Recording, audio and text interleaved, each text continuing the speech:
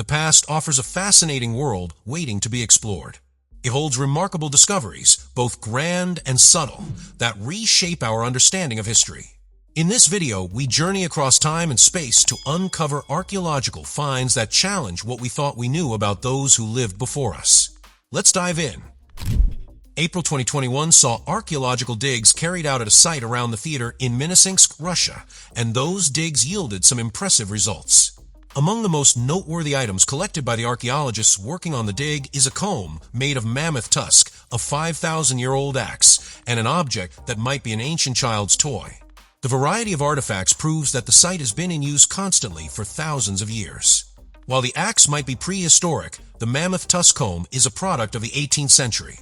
There was once a river that flowed through this area, and the axe would have been buried in a layer of silt at the bottom of it. That explains how it survived to the present day. The child's toy is a clay whistle shaped like a duck. Like the comb, it's probably from the 18th century. It's a cute toy, but would probably have been irritating if a child kept blowing it all day. A range of Russian coins from different eras has been found under the theater's car park, as well as a flywheel from a 1,000-year-old spindle. Work is ongoing, so this is another archaeological site that might yet have more to give. Here's a remarkable discovery that was made in a remote section of the Chattooga River in Oconee County, North Carolina, USA. It's an intact dugout canoe that could be more than 200 years old, and it was found by boaters in the fall of 2020.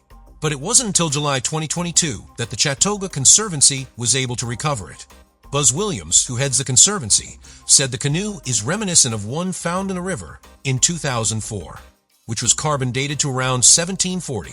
The canoe shows signs of European influence, with pronounced axe marks and a rough finish. It's unclear who built it, but an iron axe mark suggests that it was constructed after Europeans entered the area. It could have been made by Native Americans in the region or by European settlers or traders. The mystery is compounded by the discovery of a wrought iron nail at one end of the boat. The 32-foot-long canoe is in remarkable condition and is an important archaeological find. According to underwater archaeologist James Spirich, such mountain watercraft are rare, and finding a canoe like this largely intact on a wild and untamed river like the Chattooga is exceedingly so. Dr. Kilian Fleischer, a classical philologist from Würzburg, Germany, is currently trying to decipher a collection of 2,000-year-old Greek texts. He isn't finding it an easy job, but that's no surprise. The texts were almost totally destroyed when Mount Vesuvius erupted in the year 79 and are now little more than blackened fragments. Dr. Fleischer relies on cutting-edge technology to assist him with his task, which would have been impossible. Possible as recently as 20 years ago. The texts come from the library of Greek philosopher Philodemus of Gadara, which was buried under ash when the effects of the volcano reached Herculaneum. It's fortunate that the intense heat of the eruption carbonized the scrolls in the library rather than burning them. The doctor's work is slow and laborious. He has very little to show for his efforts yet, even after 2 years of work, but he considers it worthwhile. If he didn't do it, works of literature that were lost 2,000 years ago would never be rediscovered. One day, we'll know exactly what Philodemus had to say about the world around him and the time he lived in. For our next remarkable discovery from the ancient world, we're jetting off to Kazakhstan to explore the Tomgali petroglyphs, a UNESCO World Heritage Site that's proven itself to be a treasure trove of ancient rock art. Nestled in Saitisu, which translates to 7 rivers, Tomgali boasts a staggering 5,000 petroglyphs, settlements, and burial grounds that could potentially unveil the historical evolution of Kazakhstan's nomadic ancestors. These aren't your run-of-the-mill carvings. They range from the Bronze Age to the 19th and 20th centuries, spanning thousands of years and featuring a unique blend of large, naturalistic styles and elaborate subjects, ranging from solar deities to camels. The site's significance is so immense that it meets UNESCO's criteria of outstanding universal value, transcending national boundaries and holding importance for all of humanity. So, what's the story behind these petroglyphs? Were they religious symbols, historical records, or something else entirely? Despite there being so many examples and the world's best experts studying them for many years, we don't have a definitive answer to that question. Sorry, perhaps it's a case of there being too many artists and too much to look at. If there was an original message here, it's become lost in the noise. The German Research Foundation's Institute for Archaeological Sciences has been researching the mysterious Nok culture in Nigeria since 2005, and its work isn't done yet. However, it is about to enter its final stage. By the time it's completed in 2 years, archaeologists hope to have a complete picture of the people who lived in this part of West Africa 2,500 years ago. Their civilization survived for around 1,500 years. They lived in small farming communities and grew pearl millet, but spent their spare time making ornate terracotta figures like the ones you see in these images. They'd been coveted objects on the international art market long before anybody really knew where they came from.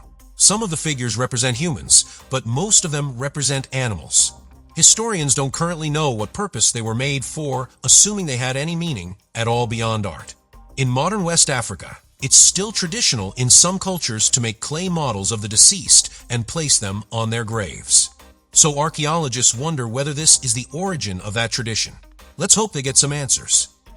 Moving from the coast of France and across the British Isles to Galway in Ireland, we find the mysterious site of Dun Éangasha. It's one of the most remarkable of all the Iron Age forts in Ireland and has been said by those who visited it to have an almost mystical aura. John O'Donovan, a historian of the mid-19th century, was so overcome with emotion upon visiting Dun Éangasha that he threw away his umbrella and then threw himself to the ground screaming in ecstasy. Archaeologists have never been able to establish a precise date for the construction of Dun Éangasha, although they suspect it to be around 3,100 years old. From there, they suspect it was occupied and expanded with additional structures over the course of several centuries. There's also a Neolithic tomb in the vicinity, although the tomb and the fort aren't believed to be related. Dun Éangasha has been protected and preserved to maintain its original state, which means no safety provisions have ever been added to its walls. Visitors are warned that if they're not careful, they could easily walk straight off the edge of the cliff that the fort is built atop. Have you ever tried to get rid of a painful headache by eating chilies? How about seeking out the urine of a bull to deal with jaundice? We imagine you've done neither, but people swore by such treatments in China 2,000 years ago. We know that because we found their medical texts written a line or two at a time on strips of bamboo. Almost 1,000 medicine strips of this kind were found during subway construction work close to Chengdu in China's Sichuan province in September 2013. Just over 700 of the strips relate to medical advice for humans. The rest all contain advice on how to treat illnesses and injuries in horses, which underlines how important horses were to the ancient Chinese. Historians think it's likely that the advice was written by the successors of Bien Kuei, who wrote some of the earliest medical textbooks 2,500 years ago. While the medical advice given in these strips is largely useless, verging on dangerous in some cases, it's interesting that it doesn't contain any references to sorcery or witchcraft. The cures are presented as real-world solutions to real-world problems. The people of the time were extremely superstitious, so to write a purely medical guidebook would have been very forward-thinking. In November 2016, archaeologists working at a site close to the village of Langrely-sur-Rance in Brittany, France, were rewarded for their efforts with the discovery of an enormous Gallo-Roman villa. The villa comprises several buildings arranged in a U-shape around a courtyard, surrounded by colonnaded galleries. The courtyard alone covers more than 16,000 square feet. The location for the villa, which dates to the 1st century, was probably chosen because of the stunning view of the Rance River that it offered. Archaeological evidence at the site suggests the property was expanded several times after it was built and remained in use until the 4th century. Perhaps the most impressive of the remaining structures at the villa is the bath complex, which covers more than 4,300 square feet and includes a warm pool, a cold pool, a foot bath, and a caldarium, complete with a sauna and a hot tub. Whoever lived here must have been fabulously wealthy, but no identifying materials were found at the site. Historians have concluded that they were a noble family of the Kuryo-Sultai people, but that really isn't telling us much. Archaeologists and scientists in China were still marveling over discovery of a bronze artifact in the ancient ruins of Sangsingui, Sichuan. They believe it to be roughly 3,000 years old, but have never before come across an object of this shape from that era. What makes it both rare and unusual is the combination of a wide open mouth and a smaller, square-shaped body covered with elaborate depictions of animal faces. Bird symbols appear to have been particularly important to whoever made this, with symmetrical bird patterns on the body of the piece and more birds on its shoulders. Objects with similar bodies have been found in the area in the past, but they've all had square openings at the top, rather than the round one that this one has. The only artifact experts are aware of that's even remotely like this is a famous bronze relic that's currently exhibited in the National Palace Museum in Taipei. The Taipei artifact doesn't have the bird patterns that this piece features, though. The birds might connect the object with the culture that once lived in the Yangtze River Basin, but it's too early to say for sure. And we're going to a very familiar place next because the Templo Mayor in Mexico City has just yielded another jaw-dropping discovery. Archaeologists from the Templo Mayor Project and the National Institute of Anthropology and History, often known by the shorter name of INA, have unearthed a stone chest known as Tepetlacali, containing 15 anthropomorphic figurines, along with a treasure trove of green stone beads, snails, shells, and marine corals. These aren't just any figurines. They're in the Mezcala style, hailing from a Mesoamerican culture that dates back to 700 to 200 BCE. The Aztecs, it seems, had a penchant for these ancient relics, excavating them from Mezcala sites in southwestern Mexico to use as ritual offerings. The stone chest was found in a lair of the Templo Mayor, dating back to the rule of Moctezuma Il Juicamina between 1440 and 1469. As a bonus that came with the discovery, the chest also contains 186 other offerings, including rattlesnake-shaped earrings and nearly 2,000 objects made from shells, snails, and corals. It's a time capsule, but it's a time capsule that leaves us with more questions than answers. In 1868, two young boys named Jim Quinn and Patty Flanagan stumbled across a treasure collection while digging a potato field in Ardagh Island. It's now known as the Ardagh Hoard, and it's considered the finest collection of Irish Middle Ages metalwork ever to be discovered. The treasures come from the 8th–9th centuries, and the prize of the collection is the Ardagh Chalice. This large silver cup, decorated with enamel, gold, bronze, brass, and lead pewter, is made from 354 different pieces, carefully put together by a master craftsperson. It's considered to be a Christian artifact on account of the names of the apostles appearing in a frieze around the bowl. As a symbol of Ireland, it's considered so important that its likeness appeared on postage stamps in the early 1990s. Two Gaelic football trophies are modeled on the chalice, although they're made from far less valuable materials. While theories about its purpose differ, it was most likely used to hold wine to be drunk during the celebration of Massachusetts. Even then, it was probably reserved only for very special masses. In the heart of Jerusalem's Givat Hamados neighborhood, archaeologists have stumbled upon a 300-meter, that's roughly 984 feet for those keeping score, stretch of ancient aqueduct dating back to the late Second Temple period. This isn't just a footnote in history. It's the longest section of the upper-level aqueduct ever discovered in Jerusalem. Crafted between 37 BCE and 70 CE, this marvel of ancient engineering was designed to channel water all the way from the springs near Bethlehem to Jerusalem. The Israel Antiquities Authority is buzzing about the find, and for good reason. This aqueduct wasn't built for the average Joe. It was the Roman elite's personal water supply. Even after they razed the Second Temple, the Romans continued to use it.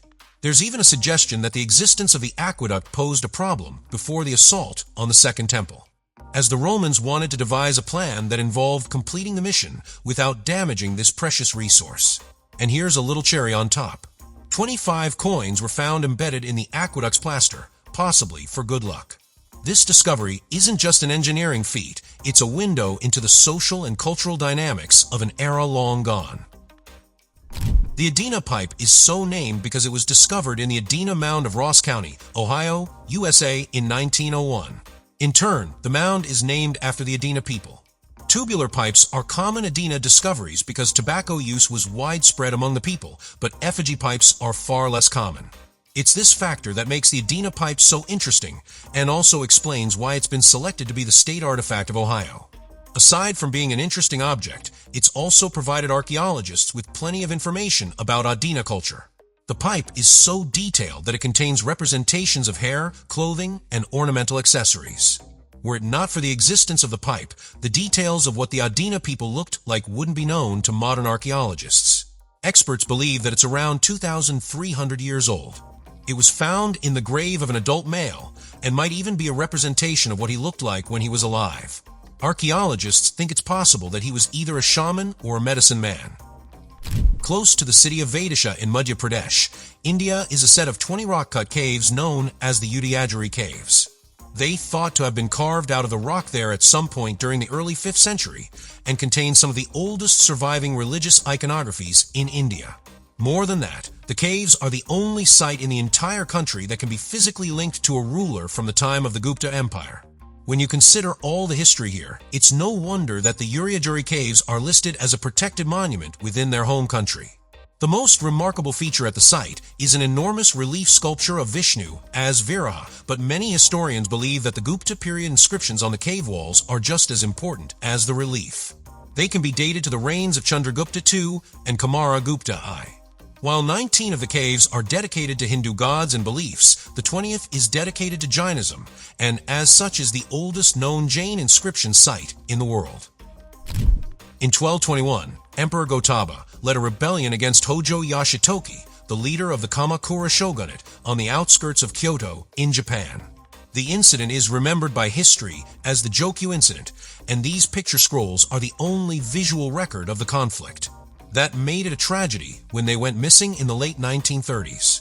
But in November 2020, the Museum of Kyoto confirmed they'd finally been rediscovered. The 6 scrolls aren't contemporary records of the battle.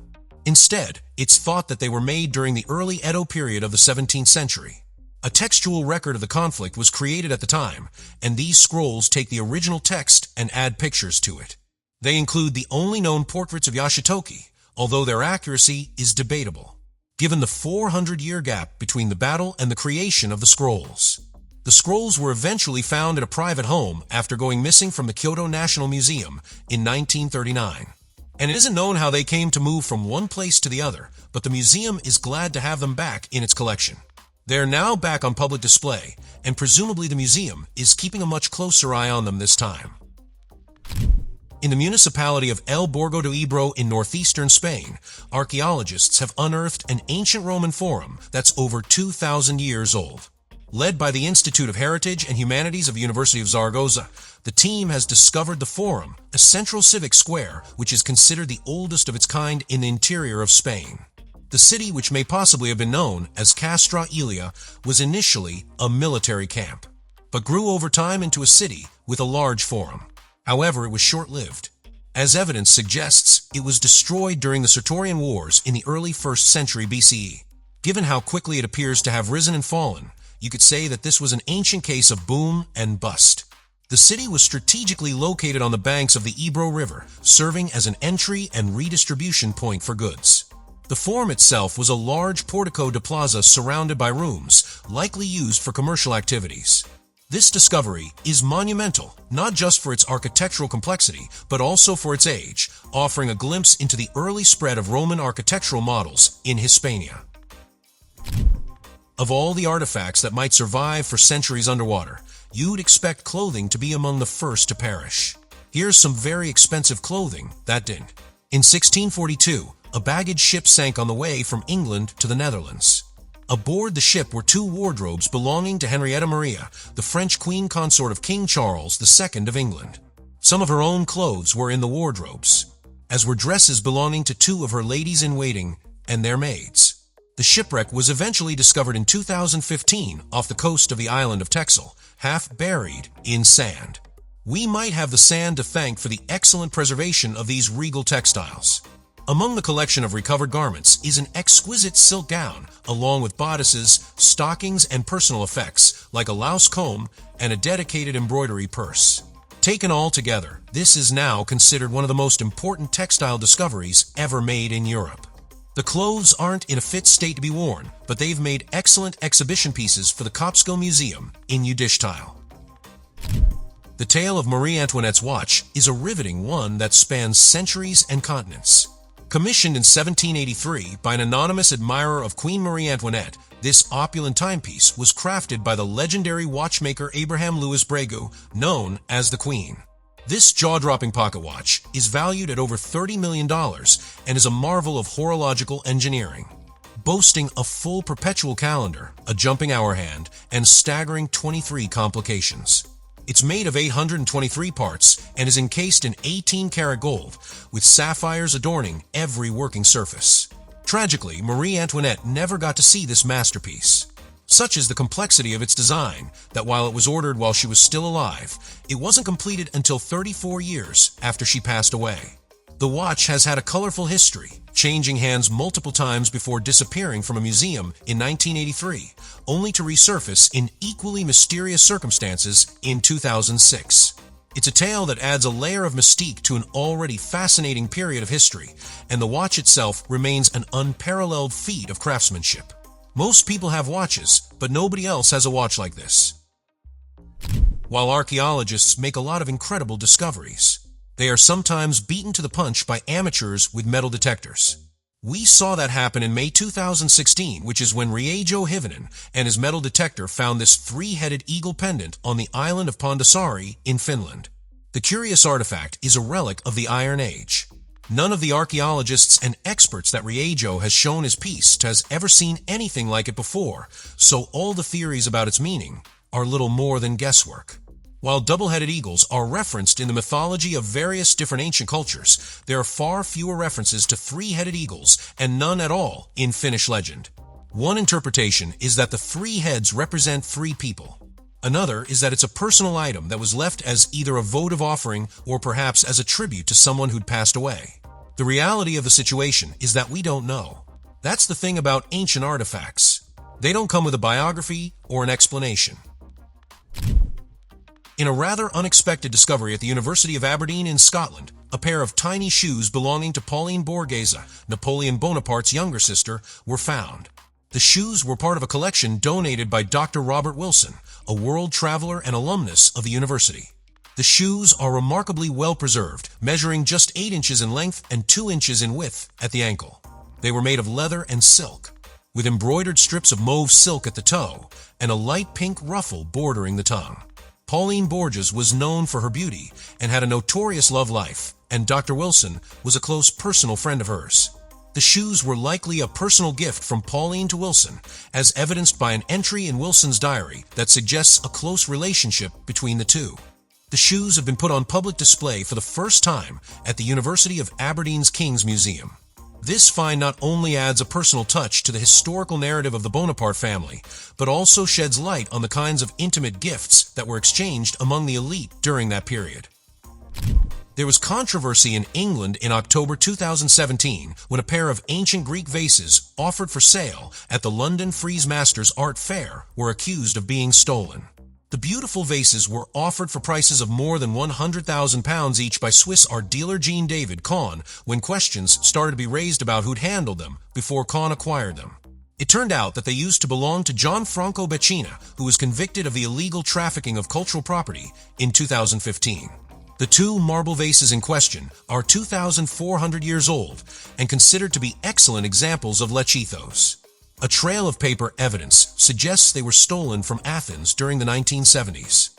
The Art Masters Fair initially insisted that it had received clearance for the sale of the items from the Swiss authorities, but backed down when it was presented with photographic evidence of their true provenance. There's no suggestion that Jean David Kahn knew his pieces were stolen. Greece has since submitted an ownership claim to the artifacts, and they've been repatriated to their homeland. Tucked away in the seaside town of Yoichi, Japan, the Fugop Cave is a treasure trove of ancient petroglyphs, making it one of only 2 such archaeological sites in the country. Discovered in 1950 by a 15-year-old boy who was visiting the area's beaches, the cave features esoteric depictions of horned and winged figures, boats, marine animals, and fish. These engravings have been attributed to the late Epigomen culture, which thrived in Hokkaido between the 5th and 7th centuries. Interestingly, the petroglyphs have sparked debates among scholars. Some believe they represent a lost ancient writing system known as the Jindai script, while others argue they are depictions of shamanistic rituals. The cave has been preserved in a large capsule of reinforced glass that doubles as a museum, and its petroglyphs are often compared to those found in the Russian Far East, believed to be related to the ancient Akkad culture. This unique site not only offers a window into ancient Japanese culture, but also fuels ongoing debates about the origins and meanings of these mysterious engravings. Is it a form of writing, or is it not? In August 2020, the National Museum of China staged a very special exhibition called The Sound of Harmony. The single most important artifact displayed to the public as part of the exhibition was this flute. It's more than 7,800 years old and is believed to be the oldest surviving wind instrument in the world. The instrument, known as the jahugiri, is made from the bones of crane birds. Despite its incredible age, it's still understood to possess accurate intonation to this very day, with 7 sound holes similar to the ones you'd see on a modern flute. Some archaeologists and historians believe it to be even older than its stated age, with an age of 9,000 years considered to be possible. It's likely that the flute was used for rituals when it was first invented, but it became a template for the wind instruments that are played and used all over the world today. Over time, what used to be a ceremonial object became an important creative tool for music and art. Other artifacts on display at the same exhibition included a 2,500-year-old Bianchong bell chime and a Tang Dynasty guqin. It's called the Dresden Codex, but it's not German in origin. It is in fact a relic of pre-Columbian Mexico and was most likely created in or around Chichen Itza during the 11th century. It's a pretty thing to look at, but more detailed study of it might give you cause for concern. Some of the people who've given the Codex their full attention fear that it's a prophecy predicting the date, time, and nature of the events that will bring about the end of human civilization on planet Earth. Those of a less dramatic nature tend to believe that it's merely an astral chart used to predict solar and lunar eclipses. The Codex closely forecasts the movements of astral bodies that would have been visible to the naked eye at the time of its creation, including the moon, the sun, and Venus. Of course, the people who think that it's just an astral chart will look very silly if the end of the world occurs on the date that the doomsday theory supporters forecast that it will, around 80 years from now. Is the end of the world something you'd really want to be right about? Subscribe to the channel and turn on notifications, and you will be the first to know when a new video comes out. Thank you for watching and see you soon.